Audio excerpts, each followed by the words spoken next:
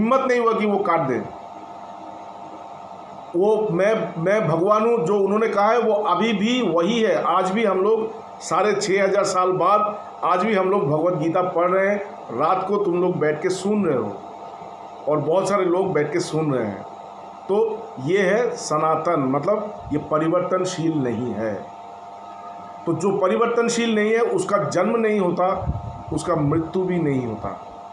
इसका मतलब है मेरा जन्म नहीं था, मेरा जन्म नहीं है और मेरा मृत्यु भी नहीं होगा। इस शरीर का जन्म हुआ है, ये शरीर मरेगा, लेकिन मेरा जन्म नहीं हुआ और मेरा कभी मृत्यु भी नहीं होगा। तो मैं कौन हूँ? मैं इस जन्म मृत्यु से परे मैं क्या हूँ? मैं सत्यम ज्ञानम, मैं ज्ञान स्वरूप हूँ। ज्ञान मतलब प्रकाश, ज्ञान मतलब वो जिससे तुम्हारा दुख दूर हो जाए। हम लोगों को दुख होता है, लेकिन उस दुख को दूर करने के लिए कोई रास्ता नहीं है हमारे पास।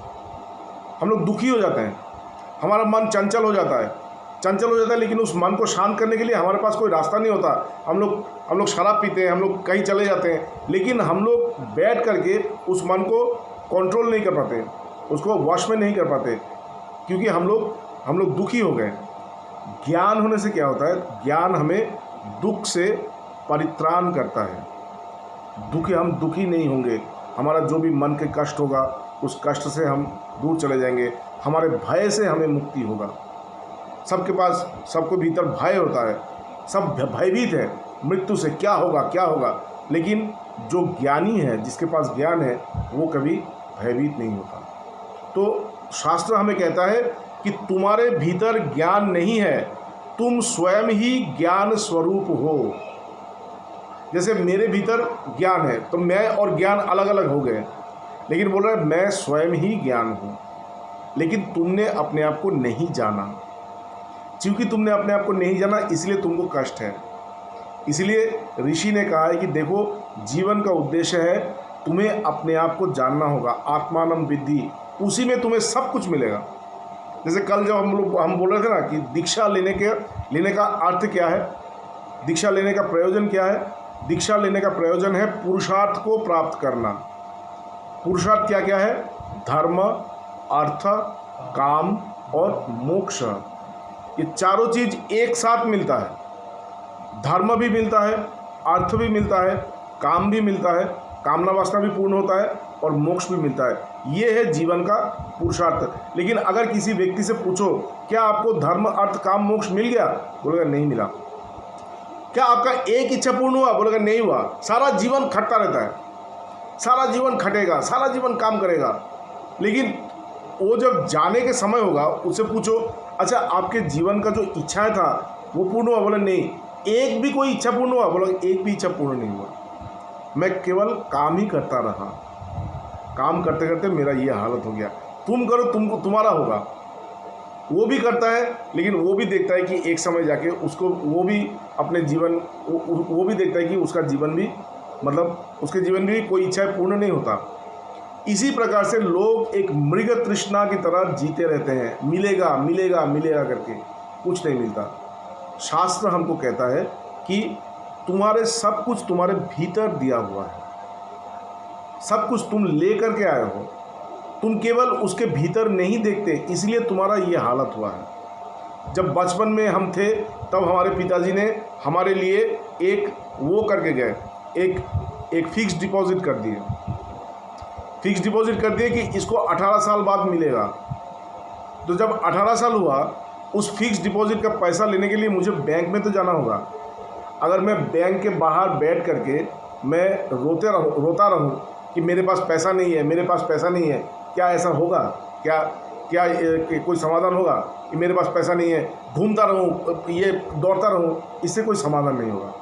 समाधान कब होगा? जब मैं बैंक में जाऊंगा, बैंक में जा करके ये सर्टिफिकेट दिखाऊंगा कि देखिए मेरे पिताजी ने मेरे लिए ये पैसा रखा है। उस सर्टिफिकेट दिखाने से ही मुझे पैसा मिलेगा। उसी प्रकार से हमारे पास भी ये ज्ञान हमारे पास है। हमें किसके पास जाना होता है? हमें गुरु के पास आना पड़ता है। जब हम गुरु के पास आते हैं गुरु धीरे धीरे वो जगह हमको दिखा देते हैं कि देखो तुम जहाँ खोज रहे हो वहाँ पे तुमको कुछ मिलेगा नहीं, क्योंकि वहाँ पे कुछ नहीं है। वहाँ पे कुछ नहीं है। जहाँ तुम खोज रहे, तुम सोचो कि संसार में कुछ है, संसार में कुछ नहीं है। संसार में सब लोग दौड़ रहे हैं, वहाँ पे कुछ नहीं है। जो कुछ भी है तुम्हारे भीतर है।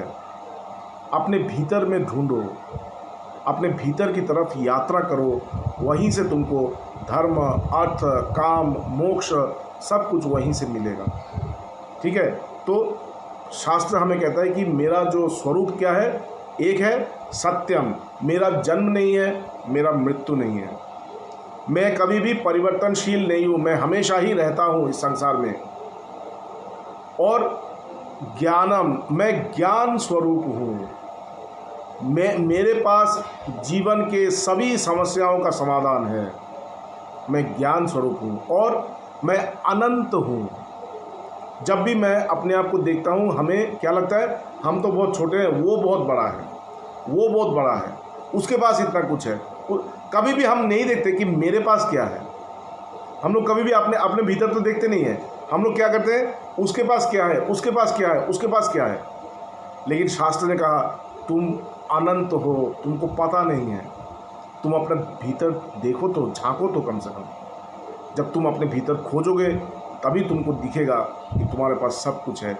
एक कबीरदास जी का एक गाना है कि पानी में मीन प्यासी, पानी में मछली रह रहा है लेकिन वो प्यासा है, उसको प्यास लगा है। और प्यास लगा तो पानी में रह रहा है, वो पानी पियो, लेकिन वो पानी वो पी नहीं रहा। वो बोले कहीं और से कुछ आएगा तब हम पिएंगे। बोले ऐसा नहीं होता, तुम पानी में हो, तुम पानी पियो, तुम्हारा प्यास बुझ जाएगा। उसी प्रकार से तुम लोगों के भीतर में भी जो भी प्यास है, वो तुम्हारे भीतर जो पानी है उसको पीना होगा, तभी तुम्हारे अंदर जो प्यास है वो प्यास बुझेगा। भगवत गीता हम लोग चर्चा इसलिए करेंगे कि भगवत गीता हमें सहायता करेगा, हमें उस अंतर्मुखी यात्रा के लिए। हमारा यात्रा क्या होता है, सुबह उठते हैं बाहर, जैसे दुकान खोल देता है, उसी प्रकार से हमारा भी दुकान खुल जाता है। ये बाहर के बारे में सोचने लगते हैं, वहाँ जाना है, ये करना है, उससे बात करना है। कभी भी अपने बारे में नहीं सोचते, अपने बारे में कैसा करने से मेरा अच्छा होगा, कौन सा काम करने से मेरा अच्छा होगा, हम लोग ये नहीं सोचते। हम लोग हमेशा ही मतलब केवल दूसरों के बारे में सोचते रहते हैं। ठीक है, तो भगवत गीता हमें इस अंतर्मुखी यात्रा में सहायता करता है। तुम अंतर की तरफ यात्रा करो, तुम भीतर की, तुम्हारे अंदर में तुम यात्रा करो, तभी तुमको सहायता मिले। ठीक है, तो आज भगवत गीता का पहला अध्याय पढ़ रहे हैं। भगवत गीता एक बहुत ही विशेष एक विशेष ग्रंथ है, क्योंकि ये स्मृति प्रस्थान है। ये जो हम लोग हिंदू हैं, हम लोग का जो 3 ग्रंथ है, उसमें ये 3 ग्रंथों में ये एक ग्रंथ है भगवत गीता। और चूँकि हमें भगवत गीता के ऊपर आस्था है, इसलिए हम लोग हिंदू हैं। लेकिन आज किसी भी हिंदू से पूछा जाए कि अच्छा बोलो तो भगवत गीता में क्या है, कोई नहीं बता सकता, कोई नहीं। हम लोग कुछ नहीं जानते। इसलिए हम लोग थोड़ा थोड़ा करके कहानियों के जरिए, बातों बातों में हम लोग भगवत गीता लोगों तक पहुंचाने का प्रयास कर रहे हैं कि आप लोग जानिए कि ये कितना अमूल्य ग्रंथ है, ये कितना अमूल्य ज्ञान है, इसके बारे में जानिए। ये हमारे देश में है। तुम लोग जानते नहीं हो कि अमेरिका का जो गठन हुआ है वो भगवत गीता के लिए हुआ है। अमेरिका का जो गठन हुआ, अमेरिका देश जो बना है, उस देश को बनाने वाले जो लोग थे वो भगवत गीता पढ़ते थे, और भगवत गीता से ही उनको वो मिला, उनको प्रोत्साहन मिला कि चलो हम लोग एक देश का गठन करें जिस देश में सब लोग मुक्त रहेगा, जिस देश में मुक्ति रहेगा। क्योंकि भगवत गीता मुक्ति की बात करता है। मुक्ति मतलब अपने कष्टों से मुक्ति, अपने भय से मुक्ति, अपने सीमित जो मानसिकता है उस सीमित मानसिकता से मुक्ति, अनंत की तरफ देखना, अनंत की तरफ यात्रा करना, क्योंकि तुम अनंत स्वरूप हो। जब तुम उस अनंत में प्रतिष्ठित हो जाओगे तभी तुम मुक्त हो जाओगे। ठीक है, तो इसलिए भगवत गीता का चर्चा बहुत आवश्यक है। भगवत गीता में 18 अध्याय है, मतलब 18 चैप्टर है। ये 700 श्लोक है। जैसे चंडी, जैसे सप्तशती जो है ना वो 700 श्लोक है, उसी प्रकार से भगवत गीता में भी 700 श्लोक है। ये भगवद गीता अर्जुन और श्री कृष्ण का वार्तालाप है। हम लोग तो महाभारत के बारे में जानते ही हैं कि जब युद्ध में आए वो लोग, युद्ध में आने के बाद एक समय अर्जुन ने कहा कृष्ण से कि आप मुझे दोनों सेनाओं के बीच में ले चलिए। ठीक है, अर्जुन ने कहा कि आप मुझे दोनों सेनाओं के बीच में ले चलिए।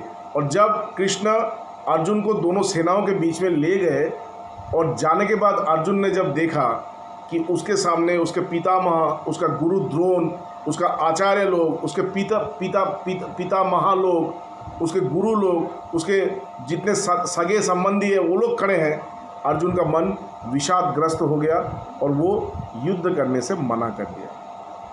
तभी भगवान कृष्ण ने उसे उपदेश दिया और उपदेश देने के बाद अर्जुन के मन का वो जो विषाद है, अर्जुन का मन का वो जो शोक है, उस शोक को दूर किए। और ये जो प्रक्रिया है भगवान कृष्ण का अर्जुन के मन के शोक को दूर करने की जो प्रक्रिया है, उसी को हम लोग श्रीमद् भगवद गीता कहते हैं। श्रीमद् मतलब भगवान से, श्रीमद् मतलब श्री, भगवान के पहले, भगवान के नाम से पहले श्री बोला जाता है, श्री भगवान। तो श्रीमद् भगवद मतलब भगवान द्वारा, गीता मतलब गायन किया हुआ, भगवान ने उसे गा गा के सुनाया। ठीक है, गा गा के ये जो चरम उपदेश है, चरम ज्ञान है, इस चरम ज्ञान के बारे में कहा। तो चलो हम लोग आज भगवद गीता में प्रवेश पाते हैं। सब लोग थोड़ा सा भगवान से प्रार्थना करो कि हे प्रभु, मुझे ये जो ग्रंथ है भगवद गीता, इसका जो मर्म है वो मर्म मुझे हृदय, मेरा हृदयंगम हो, मेरा हृदय से मैं उसको जान पाऊँ। सब लोग थोड़ा सा भगवान से प्रार्थना करें।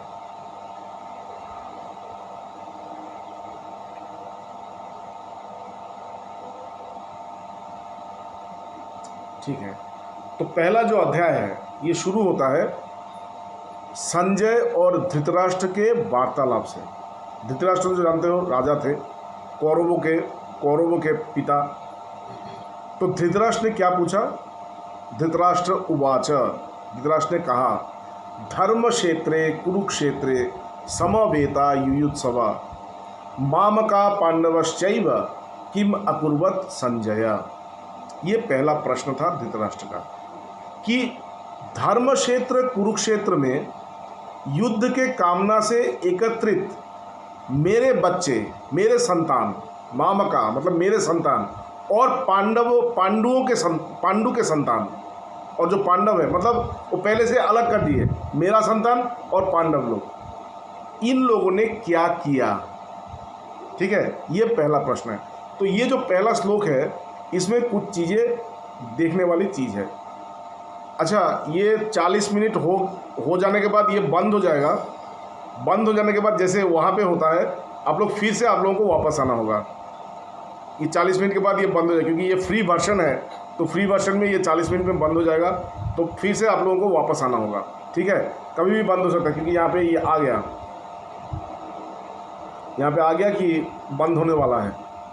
तो ये प्रश्न किया कि धर्म क्षेत्र कुरुक्षेत्र में एकत्रित हुए मेरे बच्चे और पांडवों ने क्या किया। तो यहाँ पे प्रश्न उठता है कि धृतराष्ट्र ने कुरुक्षेत्र को धर्म क्षेत्र क्यों कहा। कुरुक्षेत्र तो युद्ध भूमि है, उसको धर्म क्षेत्र, वहाँ पे तो इतने सारे अभी संहार होगा, इतने सारे लोग मरेंगे, तो उसको धर्म क्षेत्र क्यों कहा। बोला इसलिए कहा क्योंकि हमारे पास एक उपनिषद है, जाबाल उपनिषद। उस जाबाल उपनिषद में एक प्रसंग आता है कि जो ये है बृहस्पति जो है वो अपने शिष्य याज्ञवल्क को वो कह रहे हैं कि देखो ये जो कुरुक्षेत्र है इसमें कोई भी अगर साधना करेगा, तपस्या करेगा, तो उसे आत्मज्ञान की प्राप्ति होगी। ये जाबाल उपनिषद में लिखा हुआ है। मतलब वो एक ऐसा क्षेत्र है, पुण्य भूमि है, जहाँ पे अगर कोई भी अगर तपस्या करेगा तो उसे वहाँ पे उसका मतलब वो होगा। फिर एक और ब्राह्मण है, मतलब एक वेदों में ही एक जगह पे ऐसा आता है कि राजा कुरु जो थे, जो कौरव और पांडवों के जो पूर्वज थे, राजा कुरु के समय पे एक बार बहुत सूखा आ गया था पूरा, मतलब कभी वृष्टि नहीं, मतलब बारिश नहीं हो रहा था, सूखा आ गया। तब उस समय राजा कुरु ने कुरुक्षेत्र में हल चलाया था, और चूंकि राजा कुरु ने कुरुक्षेत्र में हल चलाया था, उस समय इंद्र जी ने उनको वरदान दिया था कि कभी भी कोई भी अगर इस कुरुक्षेत्र में आकर कोई भी वैदिक अनुष्ठान करे या यज्ञ करे तो उसे तुरंत ही फल लाभ होगा। ठीक है। और भी है कि जो प्राचीन जो हमारे धर्म ग्रंथ है, उन प्राचीन धर्म ग्रंथों में कुरुक्षेत्र में एक जगह है ब्रह्मकुंड। तुम लोग गए हो कुरुक्षेत्र? कुरुक्षेत्र में एक ब्रह्मकुंड है, वहाँ पे जाके नहाना पड़ता है। बोलते हैं कि ब्रह्मा जी ने उस कुंड को बनाया, तो जो भी उस ब्रह्मकुंड में नहाते हैं वो मुक्त हो जाता है। तो प्राचीन ग्रंथों में कुरुक्षेत्र को 3 लोकों में सर्वश्रेष्ठ तीर्थ स्थान के नाम से भी जाना जाता है। ठीक है। और इसको धर्म क्षेत्र एक और कारण के लिए भी बोला गया था, इसलिए कि वो तो कुरुक्षेत्र वो तो रणभूमि है, वहाँ पे सब लोग मतलब युद्ध करने के लिए आए थे। तो युद्ध करने के लिए कौन आए थे? क्षत्रिय लोग आए थे। क्षत्रिय का धर्म है युद्ध करना, तो क्षत्रिय अपने धर्म का पालन करने के लिए उस भूमि में आए थे। तो जहाँ पे लोग अपने धर्म का पालन करें वो धर्म क्षेत्र हो जाता है। तो इसीलिए धृतराष्ट्र ने उस जगह को धर्म क्षेत्र कहा कि धर्म क्षेत्र कुरुक्षेत्र में जो युद्ध की इच्छा से जो लोग आए, उसमें मेरे बच्चे और पांडवों ने क्या किया, इस प्रश्न को करने का एक और भी मतलब उद्देश्य था। वो ये था कि युधिष्ठिर को पता था, ये धृतराष्ट्र को पता था कि चूंकि कुरुक्षेत्र एक धर्म क्षेत्र है और पांडव लोग तो पहले से ही धार्मिक हैं, वो लोग तो हमेशा धार्मिक है, वो लोग श्री कृष्ण के मतलब भक्त हैं, वो लोग धार्मिक है। तो हो सकता है कि पांडवों का मन परिवर्तन हो जाए और वो लोग युद्ध ना करें, वो लोग फिर से वनवास चले जाएं। वो उनको ऐसा लग रहा था कि हो सकता है ऐसा हो कि युधिष्ठिर उस युद्ध क्षेत्र में जाए, और वो तो धर्मात्मा है, उसको बोलते थे धर्मराज। तो धर्मात्मा युधिष्ठिर धर्म क्षेत्र में जाए तो उसको हो सकता है कि उसके मन में ये आए कि हम युद्ध नहीं करेंगे। ठीक है, तुम लोग हस्तिनापुर रख दो, इंद्रप्रस्थ रख दो, हम फिर से वन में चले जाए, ऐसा हो सकता है। तो उन्होंने सोचा कि ये हो सकता है, और ये भी हो सकता है कि चूँकि वो एक धर्म क्षेत्र है, तो ये जो दुर्योधन है, जो मान ही नहीं रहा है, जो अहंकार का प्रतीक है, जिसके अंदर इतना अहंकार है, और उसी के अहंकार की वजह से आज महाभारत युद्ध हुआ।